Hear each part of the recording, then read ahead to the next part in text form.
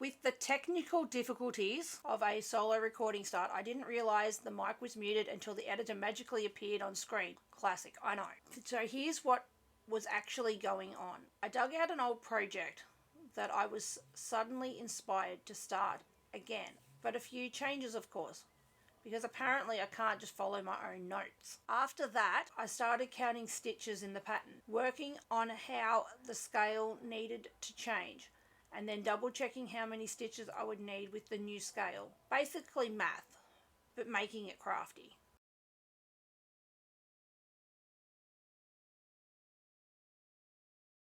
So here I'm actually counting the bottom of the thing and then working out how many stitches this pattern has in it.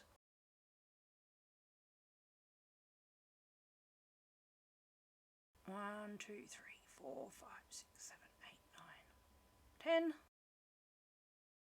1, 2, 3, 4, 5, 6, and 10. So each mark I'm making on the paper is 10. So it's 30,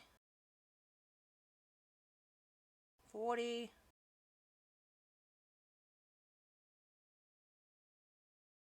50, so 52 along the bottom.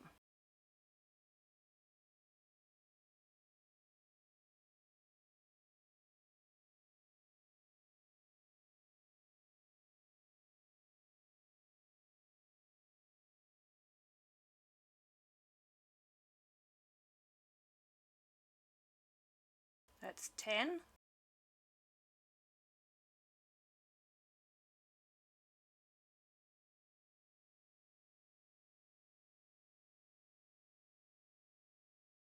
$20,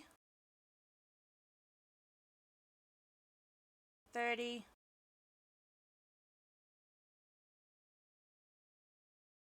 40,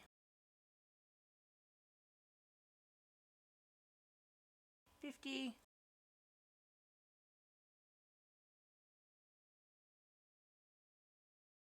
60,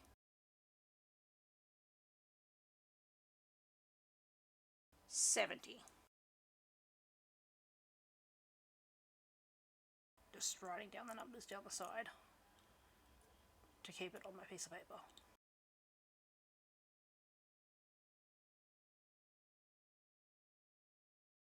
Here where I turned it to the side, I'm saying that you can have that as the bottom of your work to work upwards, or you can go from the short end and work up. It's purely personal preference.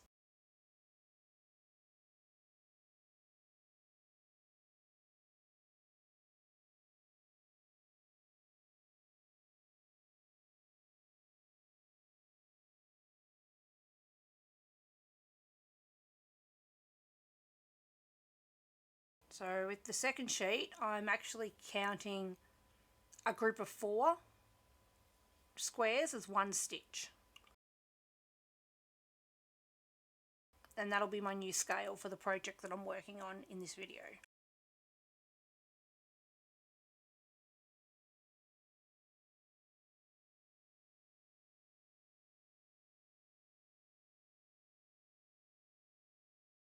So again, I counted over 10 and made a mark until I got to the end of the page.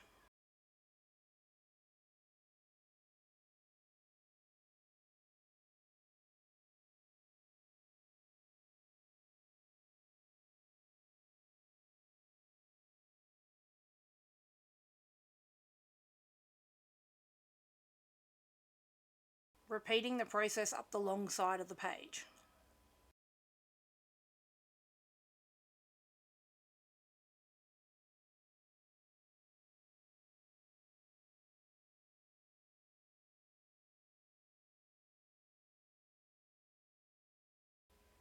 $10, 20, 30, and 5 stitches left.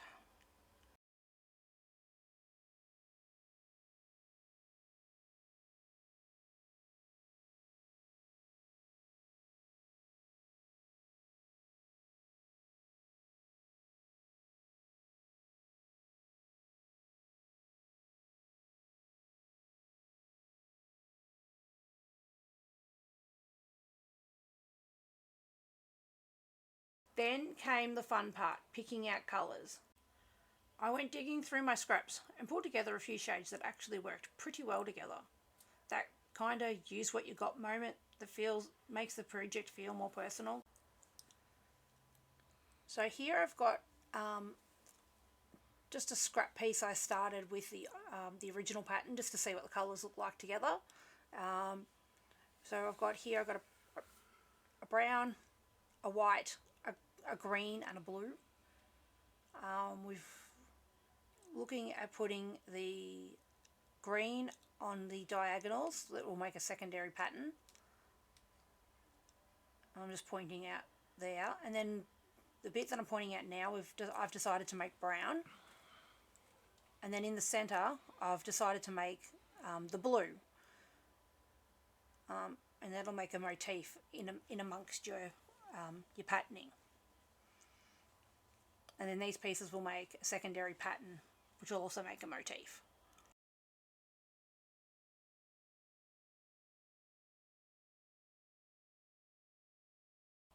There's a white, brown, green, all came out of one ball. I've got a habit of buying cake yarns and pulling them apart and making them separate colours, rather than using the uber long change in a pattern. And the blue is just a blue I found in amongst the scraps that I thought went pretty well with the three colours. Add my fourth colour to the project. Oh, looks like I had the wrong colour green out.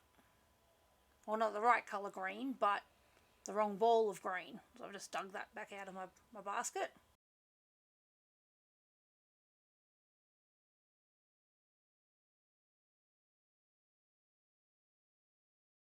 I'm just untangling all the different colours here. So I've just sped up the process of me ripping out my project.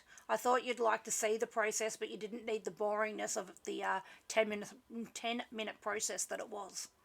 So my little friend Froggy is turned up on the screen. As most crafters would know, when we rip out our project, we call it frogging because, you know, rip it. Whoops, forgot my hook. How can I do my project without my hook? So here I'm deciding how big I want my project to be. I've decided to do a 4 pattern repeat, and so with the new scaling I've discovered I only needed so many stitches. I think it was 25 by memory. So then you've times that by 4, so that makes 100 stitches I need to start the project with. So just setting my white wool up in my basket and poking it through the hole here. You'll see later how that helps. Now this is what works for me, might not work for you. So I'm making a slip knot, putting the hook in and chaining the required amount of stitches to begin the project. So here's another time lapse of me chaining the 100 stitches. So it's about 2 minutes worth of video, and we've just sped it up for you to make it a more enjoyable experience. From there, it was time to finally get started. You'll have to teach me how it's muted or not, because I saw the thing go when the dog barked. Yeah, I can see it too when it's muted too. Yeah, I know. That's what's caught me out, is what I'm saying.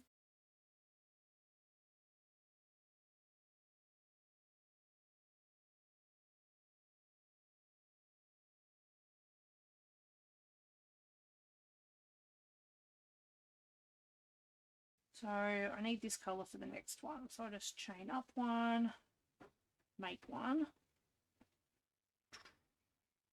and we'll go from there.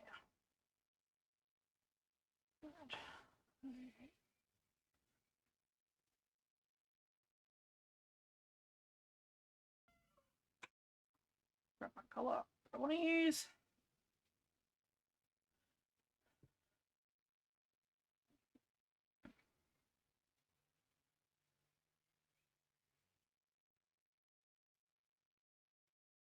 And pull that colour out.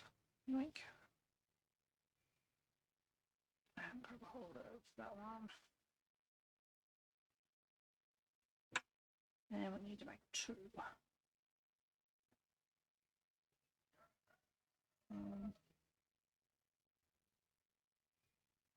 Two.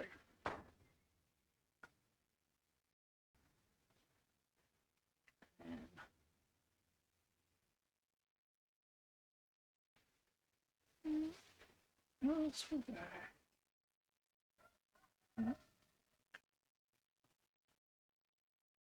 Yeah, into there.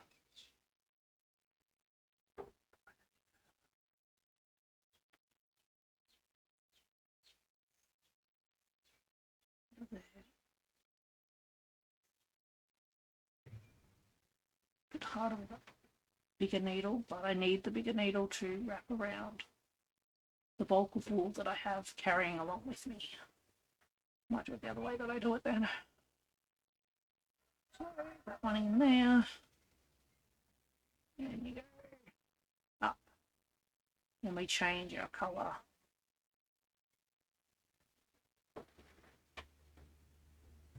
Change our colour. There. No wrong way, just 2 different ways of doing it. It's 2. Now we're at the end of our row, but we're doing a repeat. So it's 1 and then 1. So that makes that 2 white. And then we'll continue along our row. Repeating along our row.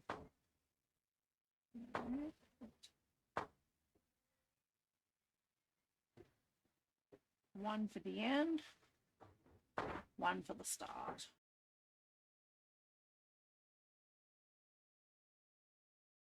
And every so often, grab your colours and detangle them.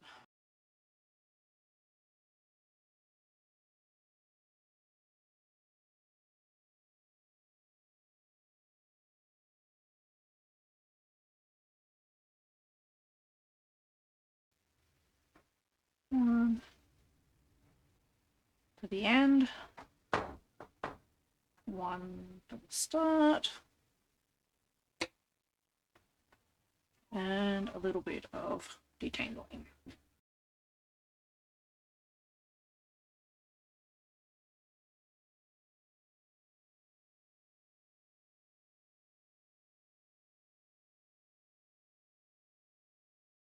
Flip my ball up.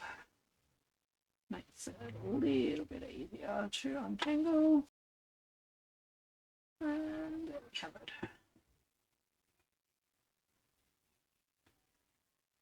So 1, 2,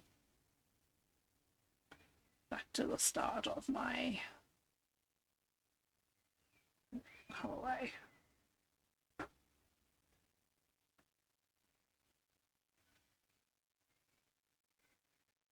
One, 2. You can stop and untangle whenever you like. I just like to do it at the end of the row because that way at least you know where you're up to. But you do you and whatever's comfortable. Let me introduce you to my emu. He's my speed running emu. I've taken inspiration from an Australian song, Old Man Emu. Just look it up, you'll understand.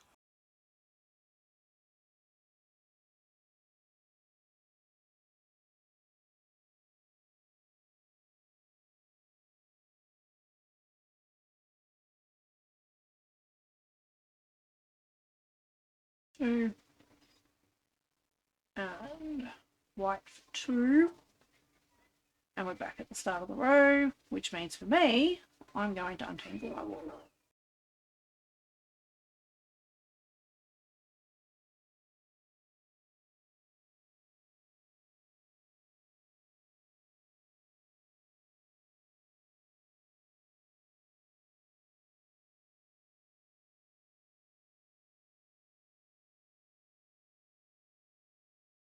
I've just pulled the brown over to the right. I've finished with the brown for this row, so I don't need it until I get back to that spot. So he's just going to hang and wait for me to get to the end of the row and then come back to him, and then I'll pick him back up again. I'm no good at doing back and forth, but doing colorway back and forth helps me. So I would never think of doing this last stitch, but it is the last stitch of the row.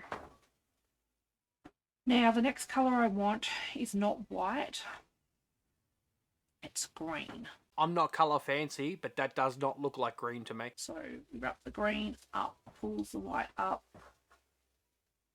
So then when we turn it around, I should be able to cover the white and make my green too. 3, 1.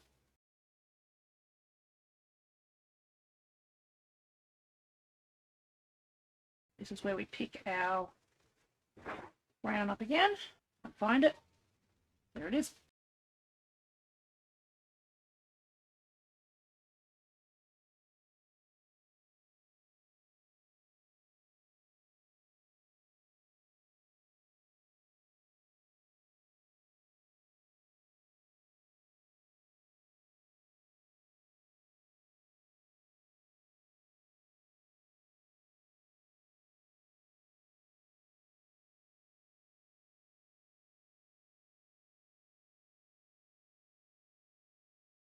Right, that's repeat 2 of the second row. Right, back to untangling our wool again.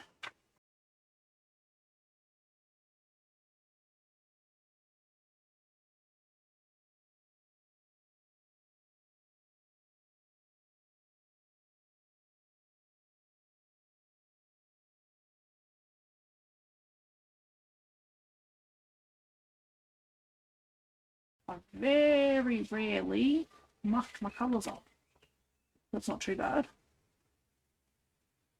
Let's throw that one under there, and then we won't have to worry about anything else.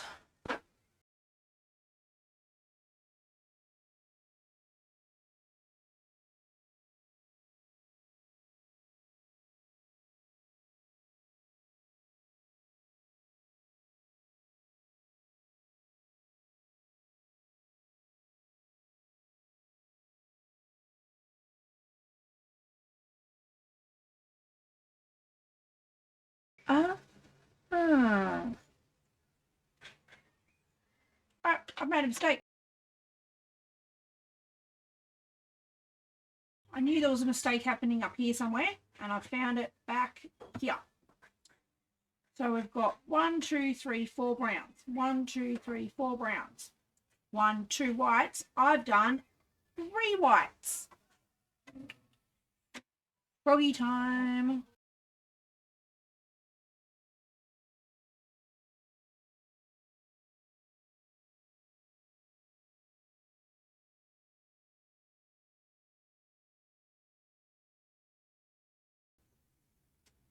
Right, only 2 whites needed, not 3.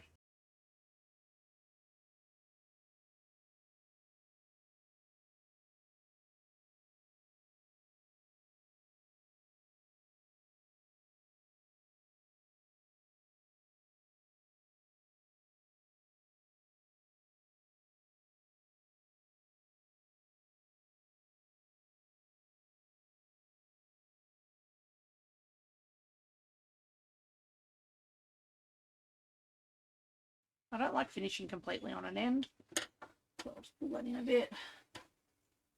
Right there like that. I have to leave it there. The computer is needed by someone else. Unfortunately, we've got things going everywhere. So I'll leave it here for now. Can't promise you that you'll be watching me do this. Thanks for watching, and hopefully I do actually video me doing the next few steps so you can actually watch the blanket get bigger.